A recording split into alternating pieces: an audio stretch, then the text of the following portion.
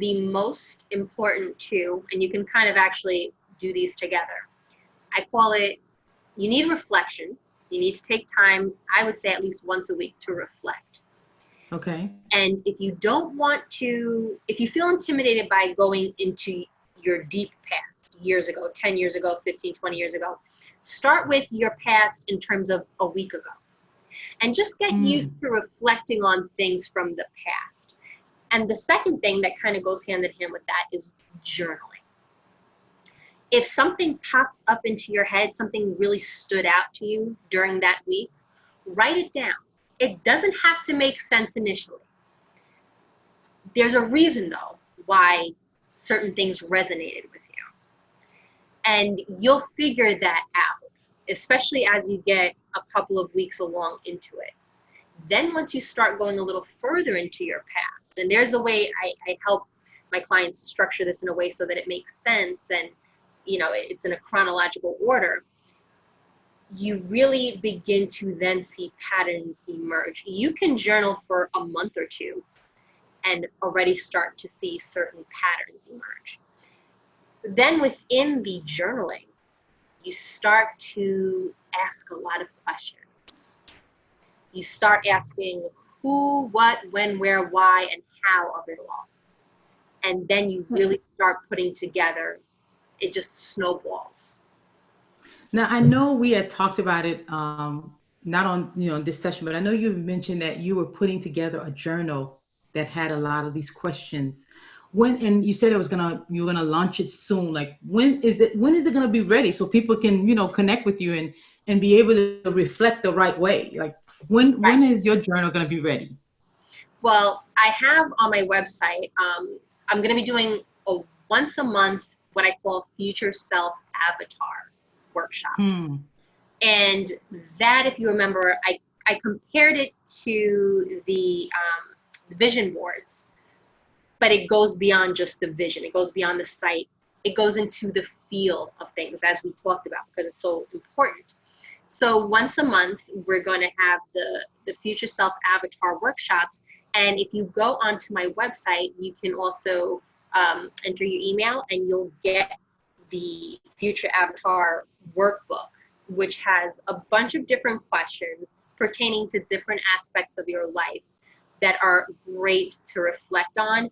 Because I know a lot of times journaling and just staring at an empty page can feel a little intimidating and you don't know where to start.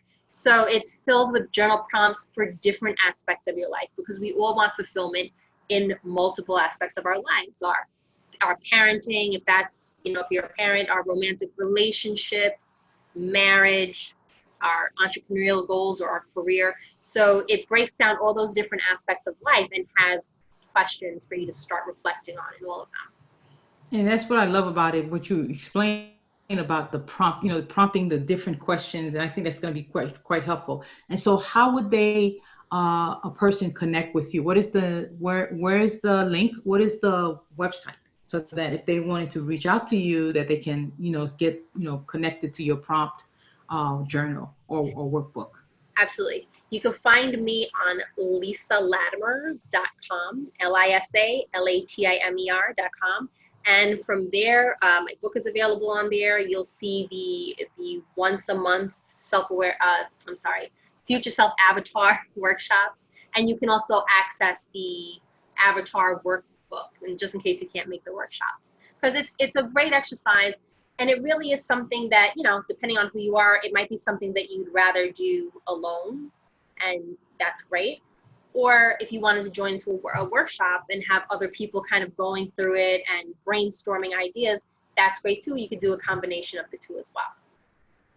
I love that. No, that would be great. So if a person goes through this process with you, what does success look like to you? Like what would a person say, this has really been helpful to me? What does success look like for you?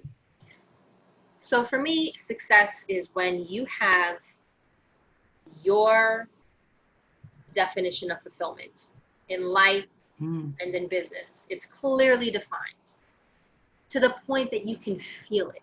When you close your eyes, you can see it, you can feel it, and then you start implementing it. Because oftentimes we have our personal lives, and then we create our businesses without taking the time to make sure that the two neatly intersect.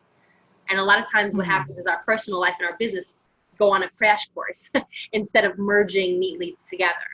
So my definition, or what success looks like to me, is when these two aspects of life merge neatly, and you're able to just flow from one to the other, and it's just as natural as inhaling and exhaling.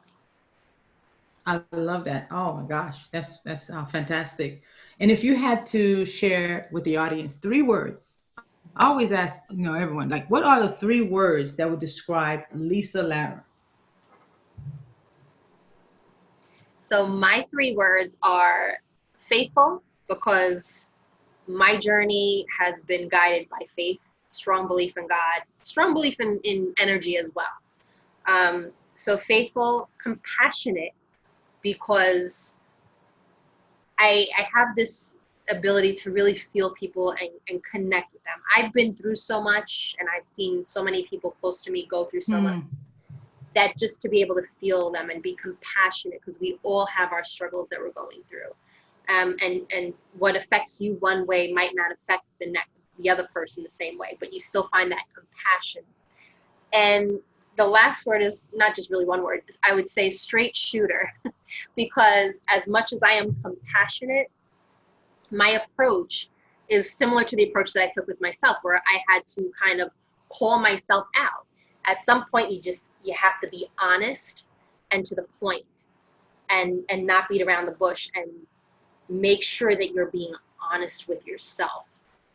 That's probably one of the least glamorous or fun aspects of self-care, is being brutally honest with yourself. And I mean, and that is so important. We all need that person in our life that is, like you said, like, look, Carla, like, no, this is not, it's that person, that honesty, and that being authentic with yourself. Sometimes you need someone that's able to hold the truth to you, right, and hold that mirror in front of you. So that is that is very crucial into growing, right, into the person that you're looking to become. And then lastly, what if you had to share, like, how do you help others? It's like, if you could share in a paragraph, in a sentence, how do you help others? I would say that what I do in terms of helping others is allow them to learn how to access the greatness that's literally right under their noses. When I work with a client, it's not my goal. I'm not one of these, I'm not like the coach that wants to have a full or backed up log of people that I'm working with one-on-one. I want to be able to work with somebody one time, not necessarily one session, but for a certain period of time. Right. Help them grow their self-awareness, and leave them at a place where they have all of the tools to be able to access that self-awareness. Because there are going to be times where, at the snap of a finger, you're going to be in a situation where you have to access that self-awareness. And you're not going to be able to get your coach on the phone. You're going to have to trust yourself, and you're going to have that knowledge already to be able to get within and take what you need for whatever the situation calls for, and apply it. So it also creates a degree of independence for a person as well. It's one thing to do, something with someone, or have one of these done for you solutions that we see sold so often. It's another thing to teach someone how to access those solutions within themselves. I love it. And as you mentioned, it's not about treating this as a codependency, but it's really to help them gain that confidence to start, like, as you mentioned, right, trust within their own decisions, so that's the quickest way to get to that next step of stepping into your greatness. So yeah, I have to be able to make my own decisions and be very confident of the decisions that I make for myself. But with your support, you make that faster for me believing in what it is that I'm choosing for myself. I love that. I love that. Absolutely. Wow. I mean, I'm gonna have to just kind of like review a lot of this information that you shared with us, and really, I mean, the self-awareness key, the speaking to ourself, right? The self-critical aspect of how we speak to ourselves so we can build our confidence. That was crucial, Lisa. I mean, thank you for sharing all of these golden nuggets with us. And I just can't wait to see or hear about your clients, of how those women are taking it to the next level, and really just achieving their goals and growing along, growing personally along with that. So thank you again. It was a pleasure to have you here. Thank you so much, Carla. It was a pleasure to be on your show, and I'm so grateful that you presented me with the opportunity to speak to your listeners.